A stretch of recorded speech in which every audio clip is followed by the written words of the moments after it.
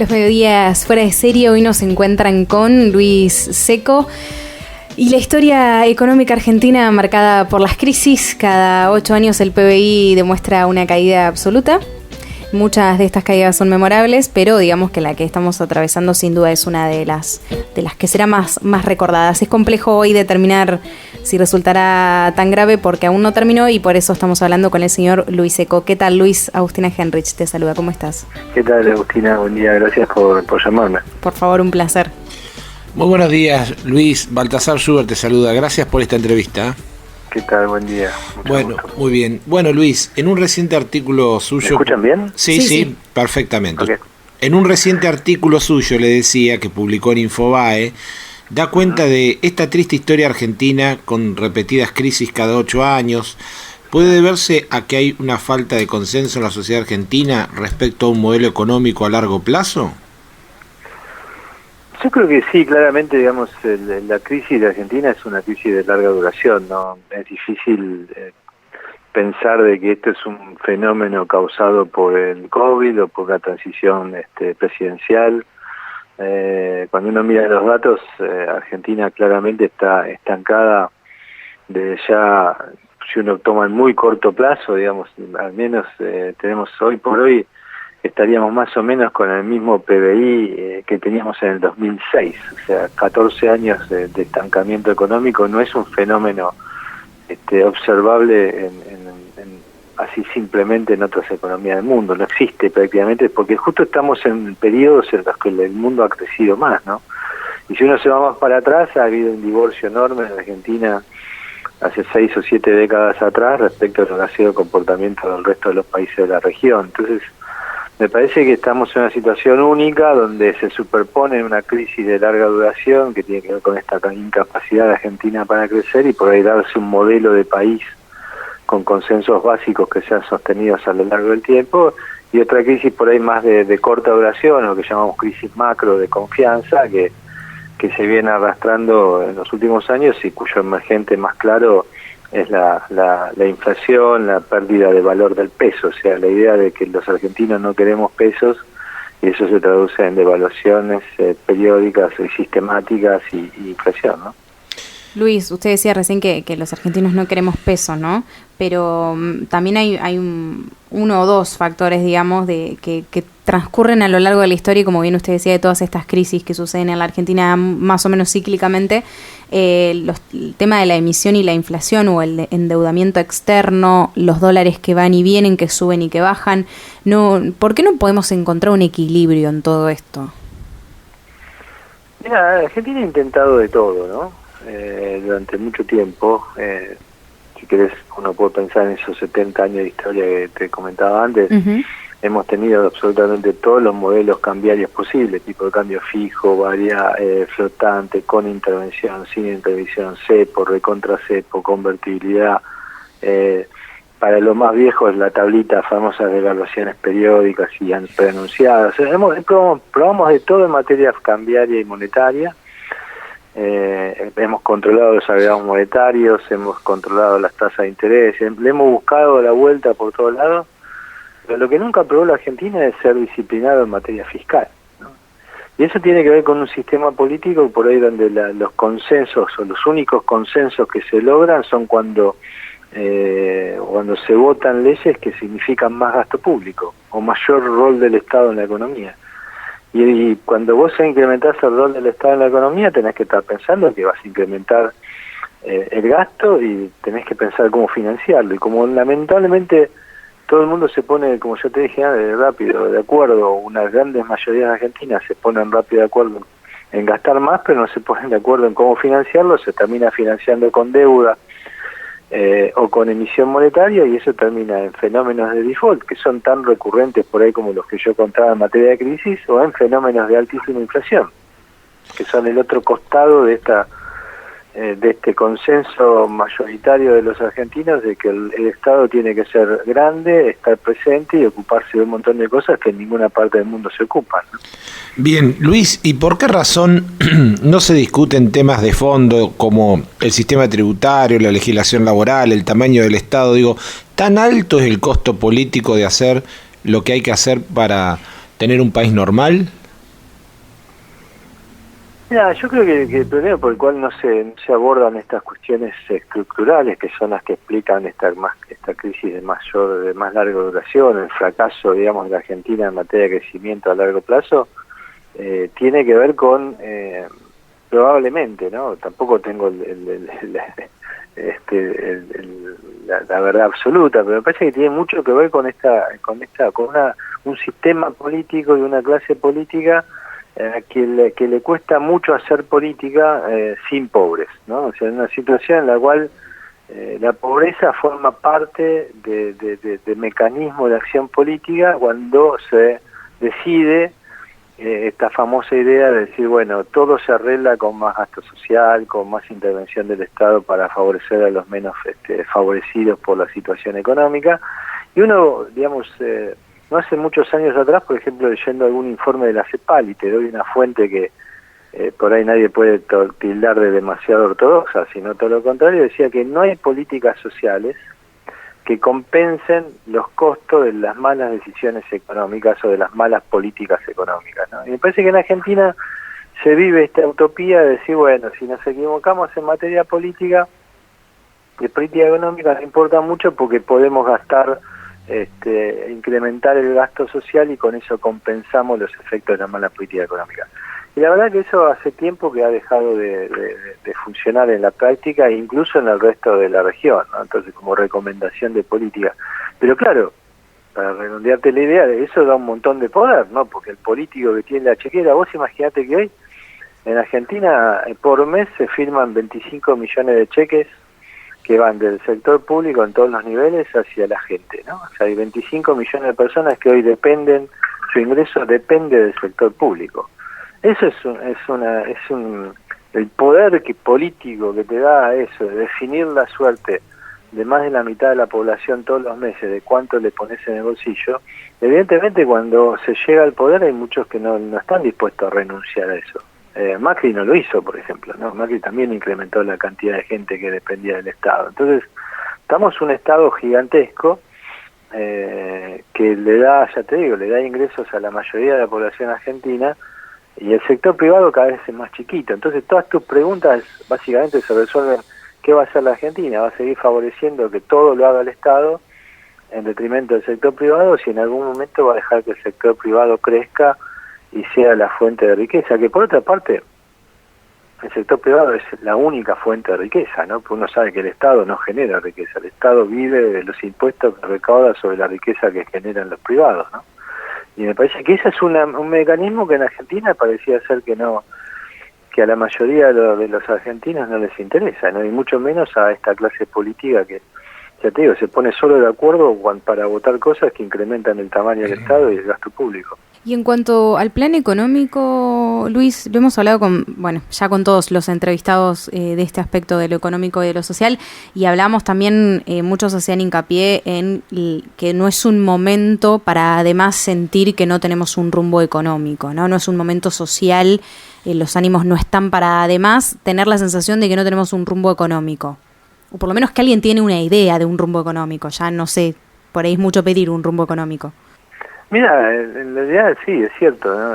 Las urgencias muchas veces te ponen un velo sobre las cuestiones que por ahí los economistas o muchos analistas mencionamos como que son las fundamentales de cómo salir o de qué hacer para estar mejor más adelante. Ahora, yo creo que hay una buena parte también de la sociedad que entiende que Argentina no puede seguir, por decir de alguna manera, al garete sin un programa integral que ataque no solo las cuestiones de corto plazo, la coyuntura macro, sino también todas estas otras cuestiones estructurales. Ahora, el problema es que el gobierno, acordate que a mí muchas veces me preguntan, bueno, ¿cómo va a ser la Argentina de post-pandemia? Yo digo, bueno, recordémonos cómo era antes, ¿no? Uh-huh. Como para tener un ancla, una idea de por dónde puede ir y formular expectativas. Y antes de la pandemia el gobierno nos había dicho, y el Fondo Monetario, incluso el gobierno hacía alarde de que se había sido apoyado por el Fondo Monetario, cuando el gobierno sostuvo que el programa económico que necesitaba la Argentina no era ni política ni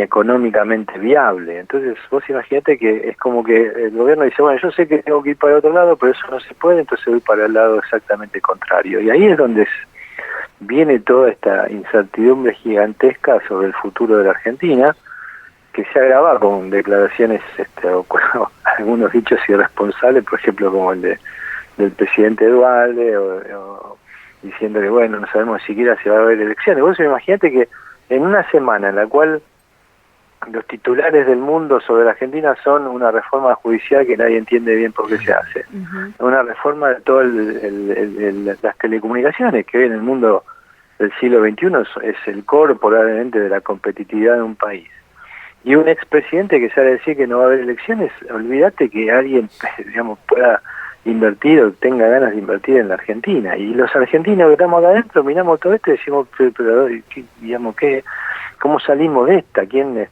casi como con el Chapulín Colorado, ¿no? ¿Quién podrá defendernos? Es una cosa increíble la situación que estamos atravesando en términos de incapacidad de formular expectativas hacia el futuro, ¿no? Y me parece que esa es clave. Si vos no podés tener una idea de cómo va a ser el futuro, lo que te lleva a hoy es la inmovilidad total, la desazón y este sentimiento, me parece, generalizado argentino, que dicen, bueno, pero en realidad ya ni un programa económico nos salva, ¿no? Porque hay tantos factores metidos dentro.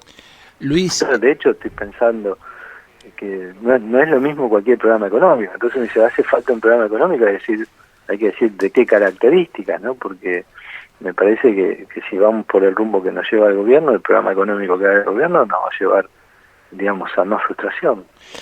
Luis, cuando usted habló de la incapacidad de recrear expectativas para adelante, parece que fue hace años, pero fue hace pocas semanas, finalmente el arreglo con los bonistas, que de alguna manera había una expectativa que iban a marcar una tendencia positiva para adelante, cerrar este tema y por ahí recrear alguna especie de crédito externo. Digo, ¿qué impacto tiene esto en la economía real, o sin un plan económico esto se diluye? Bueno, por el momento me parece que me quedo con tu frase final, ¿no? Está claro que se ha diluido, ¿no? Que no alcanza.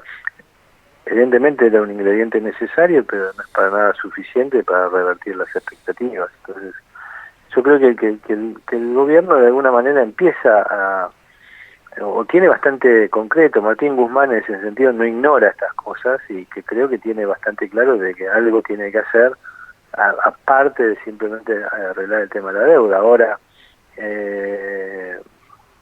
sinceramente te digo que al mismo tiempo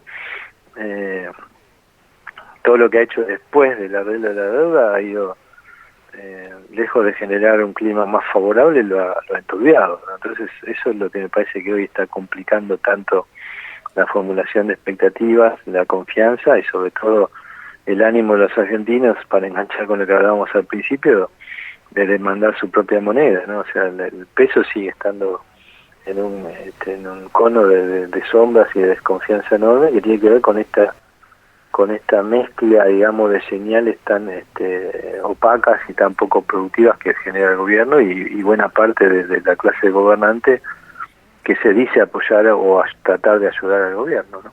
Sí, me quedé pensando en esto que vos decías justamente, Luis, de la clase gobernante, ¿no? Porque es un tema que nos toca a todos y es una cuestión central, la falta de consensos básicos de toda la clase política. Esto de que vos decías, ¿quién podrá defendernos? ¿Y quién? ¿Hay alguien que realmente nos pueda defender? Porque cada uno viene con su librito, es como que cada uno intenta imponer su visión y su receta creyendo que es mágica, y me parece a esta altura que no la hay. Hay una receta mágica. La receta mágica no existe, y la sociedad tiene que estar consciente de los esfuerzos que todavía le resta hacer. El problema es que, claro, la clase política muchas veces, si el político promete más esfuerzo, no lo votan, digamos, ¿no? Uh-huh. Entonces se vive esa suerte de utopía de que se puede cambiar las cosas sin esfuerzo, y cambio siempre es sinónimo de conflicto, y me parece que deberíamos como sociedad entera estar dispuestas al conflicto si realmente queremos cambiar la Argentina. Ahora, me parece que lo que ha estado ausente, sobre todo en los últimos años, más allá de ese apetito por el cambio y apetito por el conflicto, es un liderazgo político capaz de convencer a los argentinos que vale la pena el esfuerzo, ¿no? y me parece que ese liderazgo sigue ausente, así que no te puedo dar ahí una respuesta optimista. Me parece que los ingredientes son claros, o sea, liderazgo, actitud favorable hacia el cambio, también cierta vocación por avanzar hacia el conflicto y no dejarlos hacia un costado, taparlos o meterlos abajo de la alfombra. Y eso requiere de que la sociedad tome conciencia de que estamos en una crisis muy compleja, ¿no? Me parece que hay mucha gente que cree que, bueno, este es un problema de un poquito más de gasto, un poquito menos de gasto, y la realidad es que no es así, digamos. Ya está bastante claro de que, como te decía antes, que las políticas de intervención social o de compensación social no resuelven el principal problema que tiene Argentina, que es la pobreza, la marginalidad y la frustración de generaciones enteras que no pueden salir de la pobreza. De la pobreza la Argentina demuestra que no se vuelve fácilmente. Entonces, me parece que es hora de que todos pensemos de que eso es así, que es un problema estructural y no es solo una cuestión coyuntural que se arregla tapando el problema con más gasto, ¿no? Gracias, Luis. Nos encantó charlar con vos y nos llevamos un montón de cosas para seguir pensando acá en Fuera de Serie. Un gran placer y hasta la próxima. Igualmente, hasta la próxima. Chao, chao. Adiós. Hablábamos con el señor Luis Seco, que es economista, fue jefe del estudio de Miguel Ángel Brode Asociados, es asesor económico, fundó su propio estudio de consultoría Perspectivas Económicas y se desempeña también como profesor de la Universidad Nacional de La Plata y nos decía un montón de cosas sobre la crisis, sobre la situación de la Argentina, sobre la deuda. Esto de que nunca probamos la disciplina en materia fiscal, el rol del Estado en la economía, que a veces por ahí nos olvidamos que el Estado tiene un rol muy principal en nuestra economía, que nos cuesta muy fuerte esto, ¿no? Que nos cuesta hacer política sin pobres, que la pobreza es necesaria y creemos que todo se arregla poniendo dinero en un lado y sacándolo del otro, ¿no? Sí, sí. La famosa cuestión de la distribución y también la demagogia y el populismo de toda la clase dirigente que, como decía Luis Seco, si le pidieran esfuerzo a la sociedad, francamente no los votaría nadie. Entonces esa dinámica mentirosa en la cual se puede lograr la transformación de un país sin esfuerzo es una quimera. Entonces siempre caemos necesariamente por atarlo con alambre o por emparchar en crisis que generalmente en la Argentina son siempre de índole fiscal, o sea, siempre por tener una dimensión que no haríamos en nuestros hogares, que es gastar más de lo que nos ingresa. En esa línea siempre vivimos por arriba de nuestras posibilidades. Y obviamente cuando no hay continuidad de políticas públicas, cada 8 años tenemos una crisis fiscal. La verdad es que eso, sumado al COVID, sumado al panorama de la recesión, hacen un cóctel demasiado explosivo. Fíjate lo que comentó, más allá del gran y deseado arreglo de la deuda, era una condición importante pero no suficiente, porque el plan económico no aparece y porque la agenda de la dirigencia o del gobierno está más enfocado en temas de cuestión como la reforma judicial o las telecomunicaciones que reorientar a la sociedad con expectativas para adelante. Entonces en esa dinámica es muy, muy difuso poder ver hoy una salida a esta tan necesaria y pretendida reactivación económica. Falta liderazgo político, falta consensos básicos y un programa integral que lo pueda tomar la sociedad, me parece. Y que la sociedad entienda que hay que hacer un esfuerzo, que no es que nadie va a venir con una receta mágica, como él nos decía, no hay una receta mágica y tenemos que ser conscientes de los esfuerzos que todavía tenemos que hacer.